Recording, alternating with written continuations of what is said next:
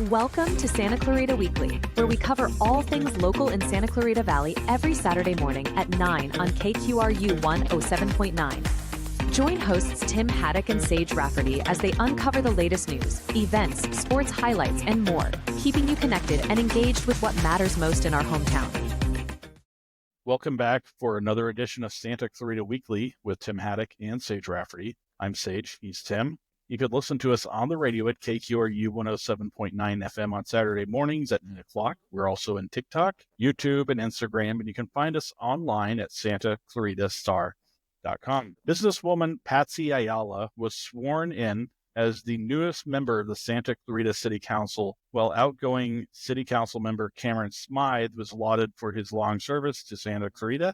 Assemblywoman Pilar Schiavo has introduced two bills to help people who live near the Chiquita Canyon Landfill and have been affected by the pollution it's producing. In sports, the Canyon boys basketball team won its first two Foothill League games, and the Canyon girls basketball team won a thriller in overtime over Saugus in their Foothill League opener. In the NFL, the Rams stunned the Buffalo Bills at SoFi and are making a strong push for the playoffs. The LA Kings won 5 games in a row and took their streak to New York for a game against the Islanders. So Patsy Ayala was sworn in as the newest member of the Santa Clarita City Council. She very narrowly won the District 1 race in November over community leader Bryce Jepson. Second order, I'm going to hand the mic to you and deliver the oath of office.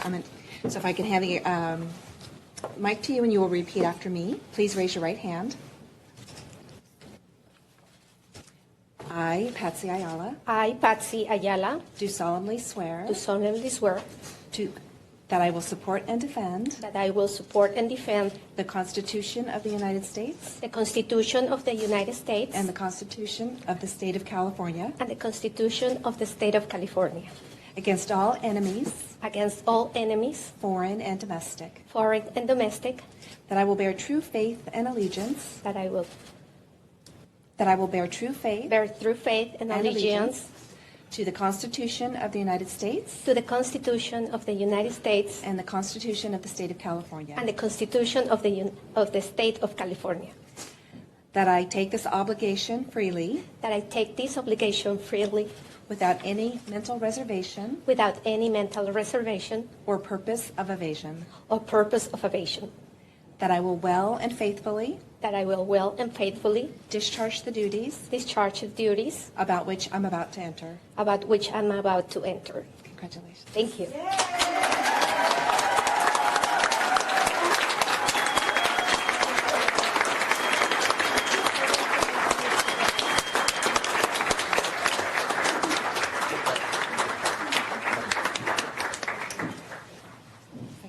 Mayor Pro Temp Lorraine West presented outgoing City Council member and Mayor Cameron Smyth, a former Assembly member, with a certificate of appreciation by the county. Okay. I have a certificate from the Los Angeles County Sanitation District. It's the largest district in the world, and does the sanitation for over 10 million people, which doesn't sound like much, but the health of a country very much relies on its sanitation. And Cameron worked through many, many years on multiple difficult projects to meet the quality that regional water requires. And some of it was nationally significant in that it had never been resolved anywhere. That was like the chloride issue and trying to get the water into the Santa Clara River to meet federal and national and state standards. And this is a resolution appreciating Cameron Smyth for all of his diligence and work and consistency. And I was privileged to work with him through many years on that. And I just want to tell you, Cameron, that you never swayed, you never gave up, you never let go, and you just worked diligently. And we accomplished what we needed to do. And so on behalf of the Los Angeles County Sanitation District, we present you with a resolution by the county in appreciation to you, Cameron Smyth. Del Alonzo, the president of the College of the Canyons Board of Trustees, also presented Smyth with a certificate of appreciation from the Board of Trustees for his many years of support for the college. Good evening.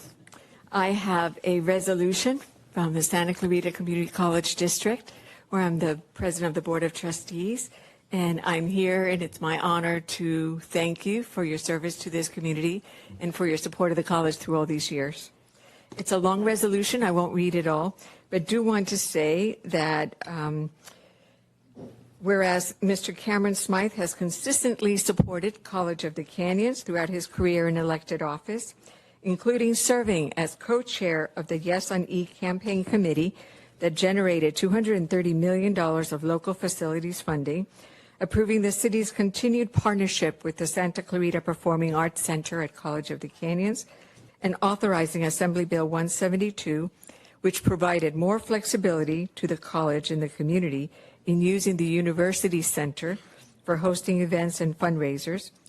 And whereas Mr. Cameron Smyth is not the most well-known Smyth at College of the Canyons, given his wife Lena's reputation as an outstanding political science professor, and whereas Mr. Cameron Smyth will be dearly missed by the community, especially in the State of the City videos, which he demonstrated his comedic talents and proved him willing to do almost anything for a laugh.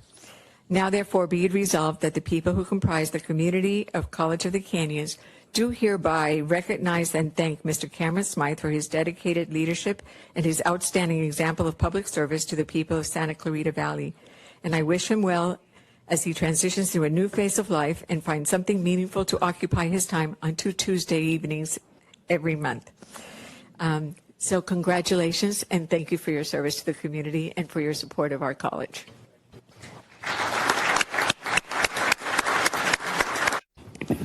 Finally, it's my turn. And if you think that everybody else getting emotional and I'm the one who's going to hold it together, you are wrong. No, but I do though. First, I want to thank everybody for all those kind words. And as I was thinking about today, it really is me who wants to say thank you.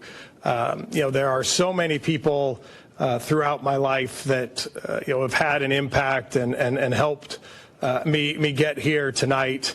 And again, I realize how big of a day it is for Patsy and her family, and I've certainly sat in that seat, and I do want to make sure that we celebrate her and her accomplishment.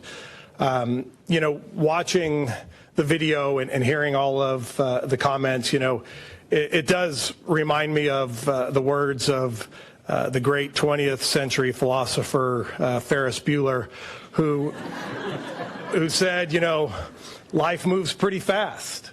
And if you, Ferris Bueller, why am I getting choked? I'm going to be a mess when I'm getting choked up over Ferris Bueller. But if you don't stop and and look around once in a while, you could miss it. And that's that was very true, very wise words from good old Ferris. And it's funny though when I think about when I first sat in this chair. See, I read this a bunch of times to try to get through it, so we'll see. But I was in my 20s. I'd only been married less than a year. I didn't have any kids. Clearly, I had a different voice. If you watch that video, I certainly sounded a lot different. But now, I'm in my 50s. I spent my 30th, 40th, and 50th birthday in elected office. Been married 25 years, 3 kids, 2 of them are adults. It goes quick, and again, I couldn't be more thankful for them and everyone who have helped made me through this journey. Because as Jason mentioned, and everyone has, Senator Wilk mentioned it, that we all chose this path, but our families don't, and they are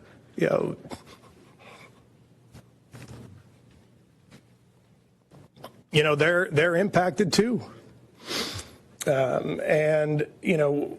So I couldn't be more thankful.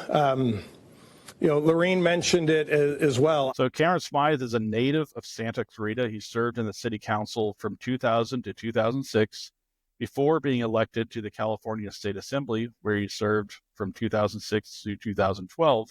After term limits required him to retire from the State Assembly, he was reelected to the Santa Clarita City Council, where he served from 2016 to 2024.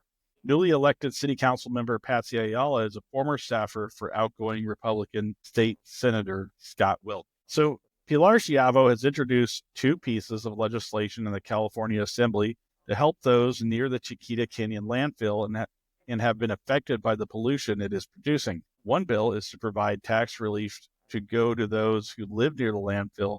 The other bill is to provide funds for relocation costs for those who need it to move away from the landfill.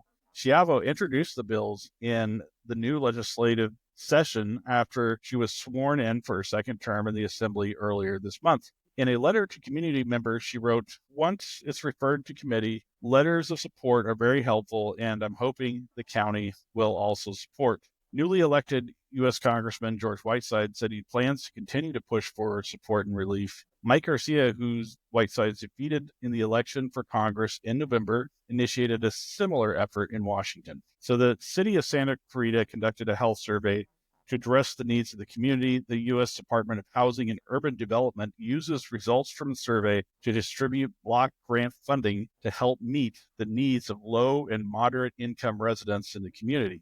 The results of the survey have yet to be released, but it is expected The Chiquita Canyon Landfill Community Advisory Committee met for the last time this year, earlier this month, as of this recording, it was on Tuesday.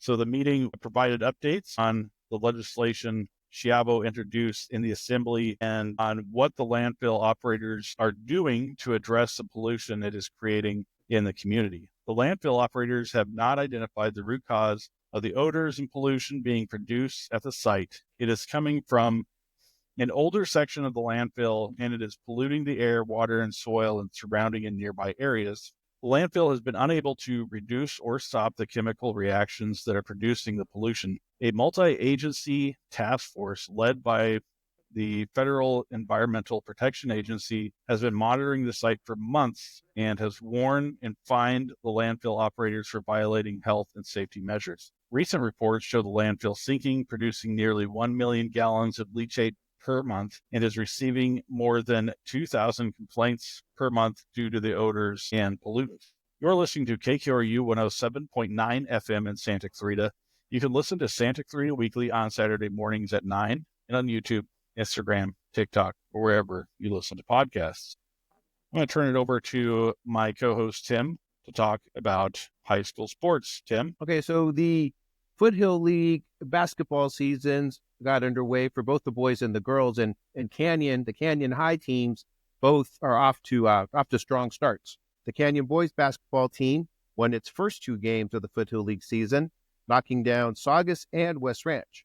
You get this right. Chigozie Aguji, I think that's right. Chigozie Aguji scored 18 points and had 10 rebounds in Canyon's 65-53 win over Saugus in the Foothill League opener. Eric Kubel also scored 18 points for Canyon against Saugus. Canyon led by 1 point at halftime, 29-28, but pulled away in the third quarter. Canyon scored 20 points and had a 10-point lead after three quarters, 39-29. Canyon extended the lead to 12 points in the fourth quarter and won the Foothill League opener. Canyon followed up with a 65-62 win over West Ranch to improve to 2-0 in the Foothill League.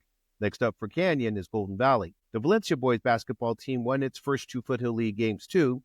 The Vikings beat Hart 70-62 in the Foothill League opener.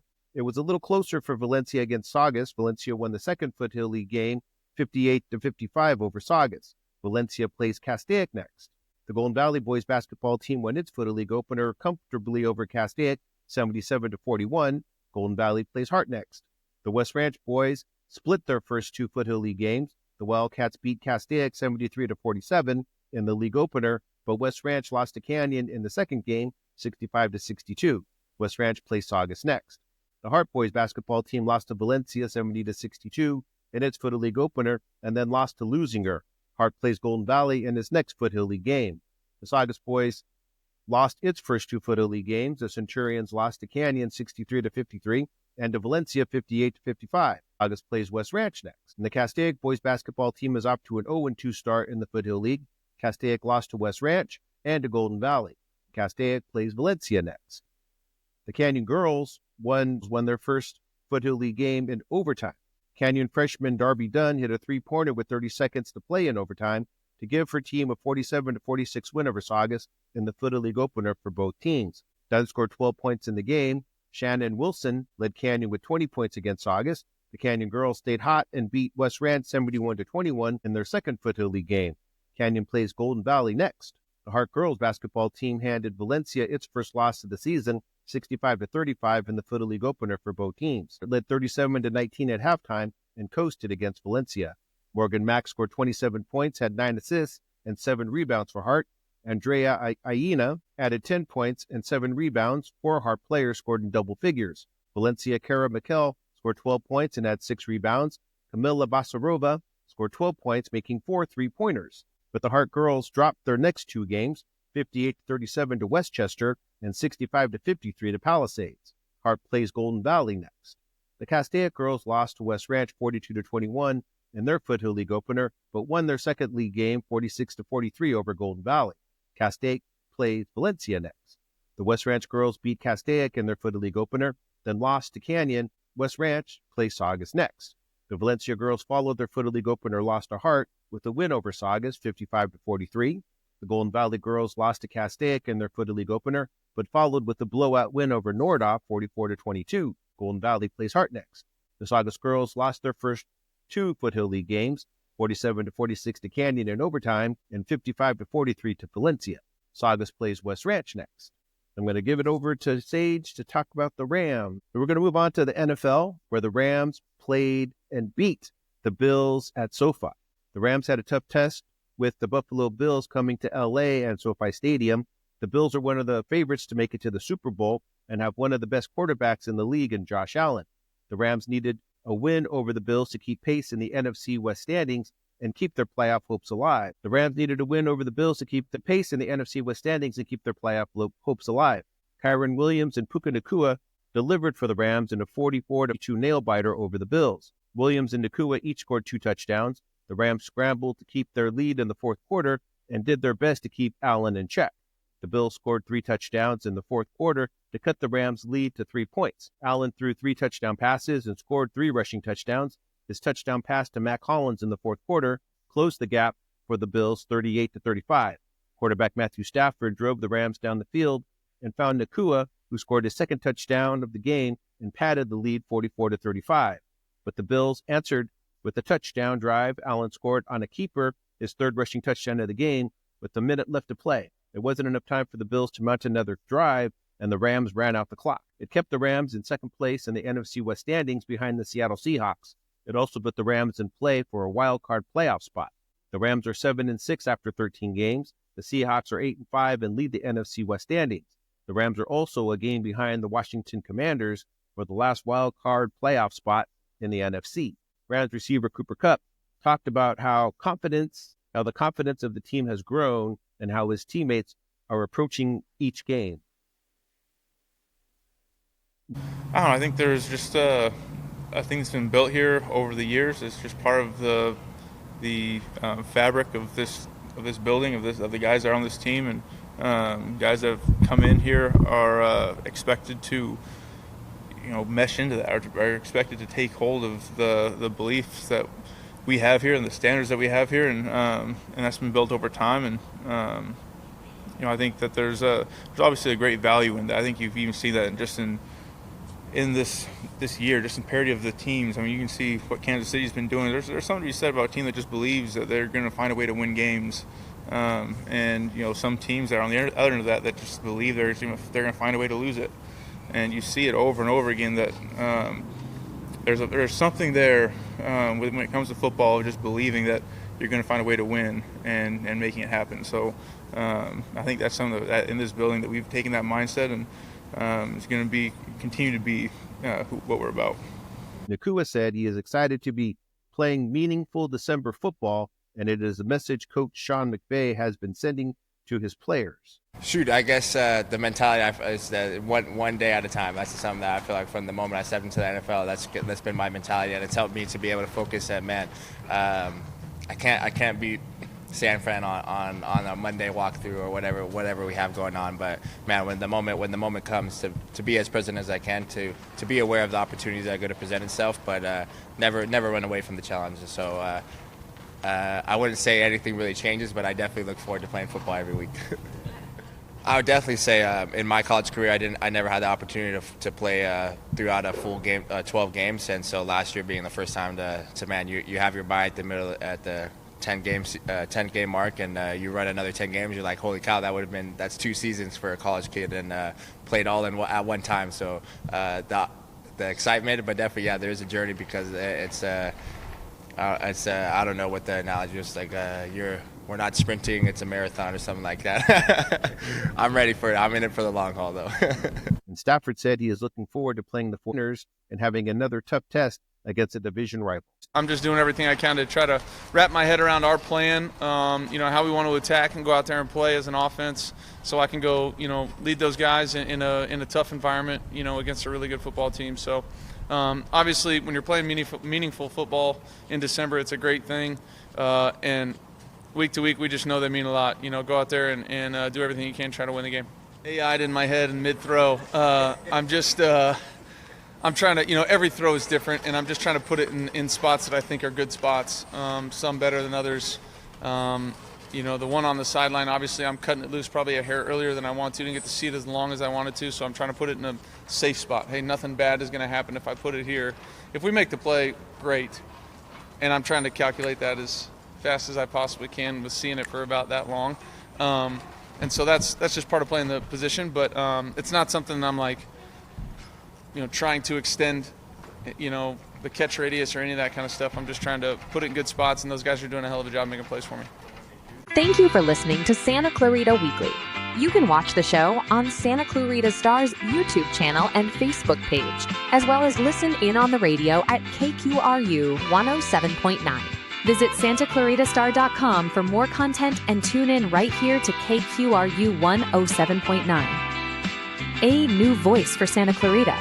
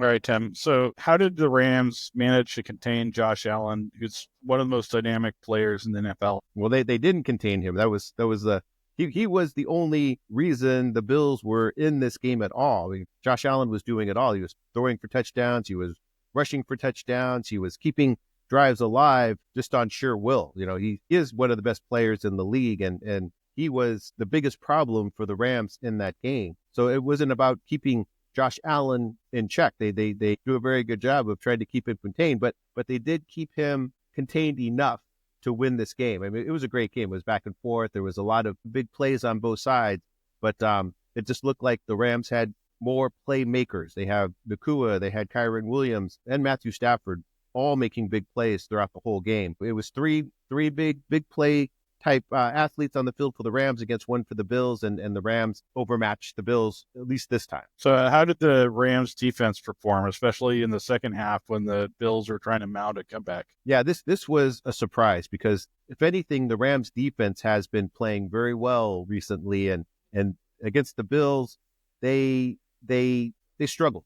And I don't know how else to say it. But again, it was just all Josh Allen, though. I mean, they had a hard time keeping him in the pocket when they did rush him. They had a hard time tracking him down when he scrambled out. And they had a hard time keeping him from passing the ball and making big plays to his receivers. I don't know if it was so much that the Rams defense played bad. It's just that they ran up against one of the best offensive players in the league.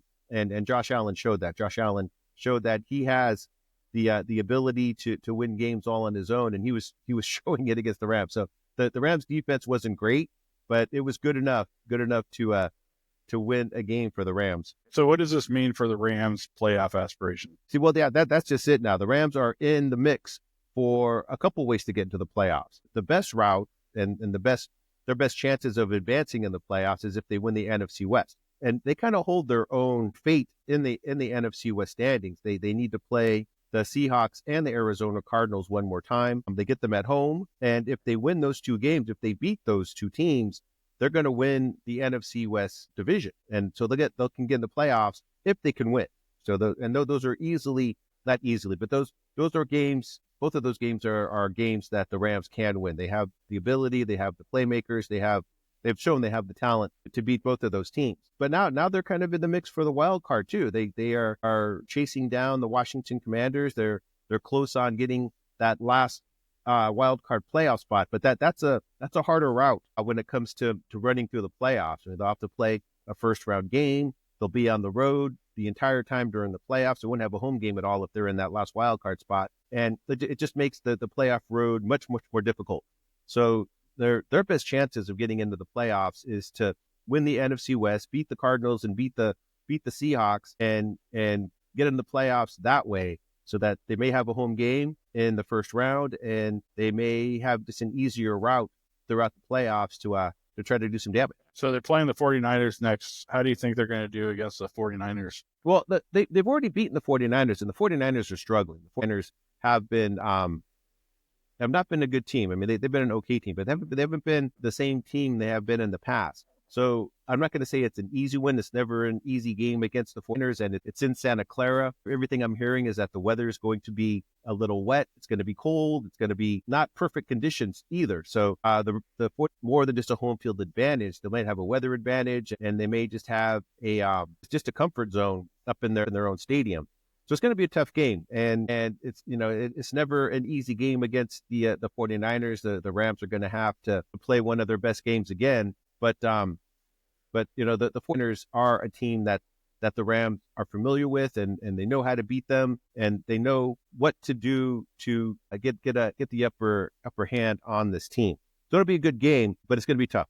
Winning on the road is always tough, and winning against division rivals is always tough. So should be a good game, but it's one that the Rams should win. All right, it's good news. So let's switch gears and let's talk about hockey. So the Kings are one of the hottest teams in the NHL. Sorry, I'm going to start over again. Well, thank you, Tim. So let's talk about hockey. The Kings are on one of the hottest. I don't know why I keep messing up. Try it again. All right. Thank you, Tim. I appreciate the update on the Rams. So let's talk about hockey. The Kings are one of the hottest teams in the National Hockey League right now.